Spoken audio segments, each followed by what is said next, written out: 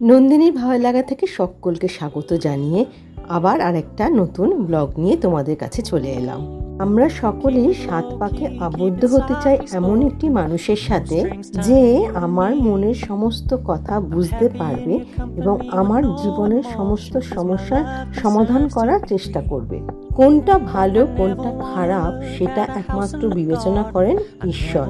ঈশ্বরই বিবেচনা করে ভালো মন্দ মিশিয়ে আমাদের পৃথিবীতে পাঠিয়েছেন।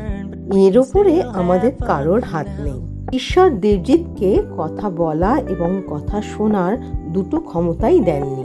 একমাত্র ইশারায় কিভাবে নিজের কথা অন্যকে বোঝানো যায় আর অন্যের কথা ইশারায় কি করে নিজে বুঝে নিতে হয়, সেটাই একমাত্র ঈশ্বর ওকে দিয়েছে।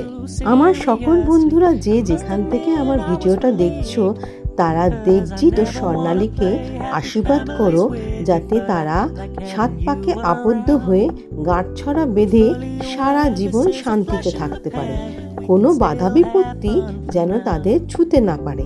ঈশ্বর যেন তাদের এমন শক্তি দেন যাতে কোনো বাধা বিপত্তির সম্মুখীন হলে তারা সমস্ত বাধা অতিক্রম করে সামনের দিকে এগিয়ে যেতে পারে। ভিডিওটি ভালো লাগলে সাবস্ক্রাইব করে নন্দিনীর ভালো লাগার সাথে জুড়ে থেকো।